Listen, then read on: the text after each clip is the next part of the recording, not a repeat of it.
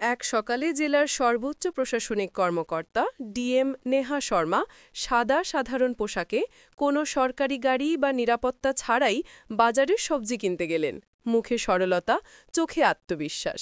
কিন্তু কেউ কল্পনাও করতে পারেনি এই সাধারণ নারীই জেলার ডিএম। তিনি গিয়ে থামলেন এক সবজি বিক্রেতা মহিলার দোকানে। প্রায় ৩০ বছরের মতো বয়স, গায়ে ক্লান্তি, তবু মুখে পরিশ্রমের দীপ্তি।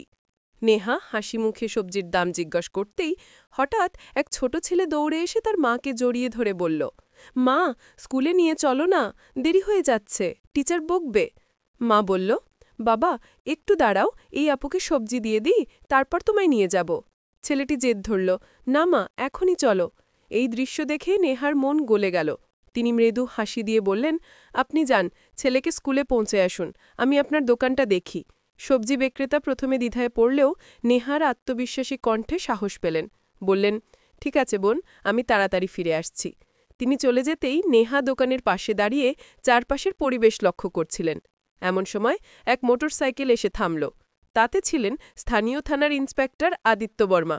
তিনি তাচ্ছিল্যের সুরে বললেন, তুমি আবার এখানে সবজি বিক্রি করছো? আগে যে মহিলা ছিল সে কোথায়? নেহা কিছু বলার আগে সেই সবজি বিক্রেতা ফিরে এলেন। ইন্সপেক্টরকে দেখেই তার মুখে ভয় ছেয়ে গেল। নিচু গলায় বললেন, কি লাগবে আপনাকে ইন্সপেক্টর সাহেব? যা চান নিন। ইন্সপেক্টর অর্ডার দিলেন, অর্ধ কেজি টমেটো, 1 কেজি ভিন্ডি আর অর্ধ কেজি পটল দাও। মহিলা তাড়াতাড়ি সবজি মেপে দিলেন, কিন্তু ইন্সপেক্টর কোনো টাকা না দিয়ে মোটরসাইকেল চালিয়ে চলে গেলেন। নেহা অবাক, কিছুক্ষণ চুপ থেকে জিজ্ঞেস করলেন, আপনি তাকে টাকা চাইলেন না কেন? মহিলা চোখ নামিয়ে ধীরে বললেন, কি বলবো বোন, সে প্রতিদিন এমন করে যায়। যদি কিছু বলি, বলে ঠেলাটা উঠিয়ে নেবে, তাহলে আমার ঘর চলবে কেমন করে, তাই চুপচাপ দিয়ে দিই। নেহার মুখ শক্ত হয়ে গেল, ভিতরটা কেঁপে উঠল।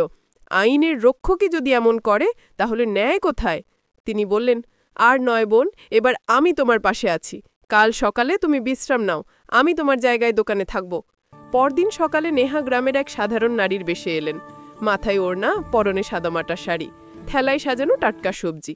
কিছুক্ষণ পর সে ইন্সপেক্টর আবার এলো, ঘুরে তাকিয়ে বলল, আজ আবার তুমি? ওর সঙ্গে তোমার কি সম্পর্ক?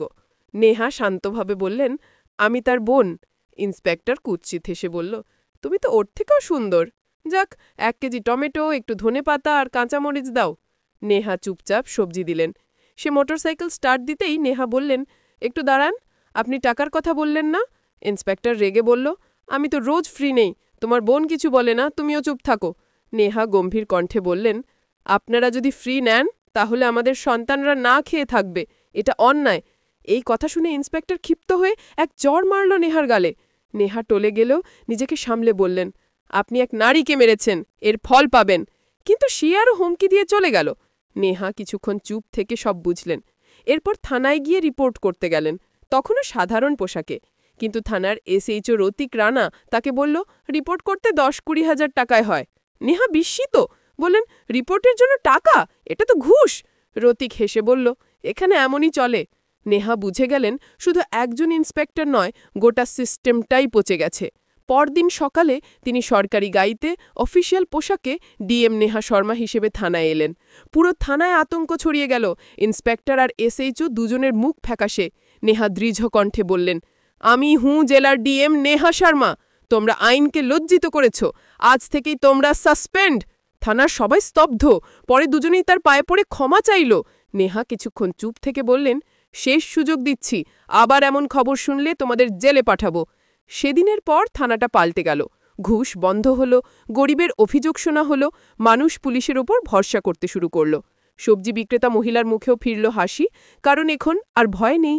এই গল্প শেখায়, সত্য আর সাহসের চেয়ে বড় শক্তি আর কিছু নেই। পদ মর্যাদা নয়, কাজই আসল পরিচয়। একজন সৎ মানুষ চাইলে গোটা ব্যবস্থা বদলে দিতে পারে।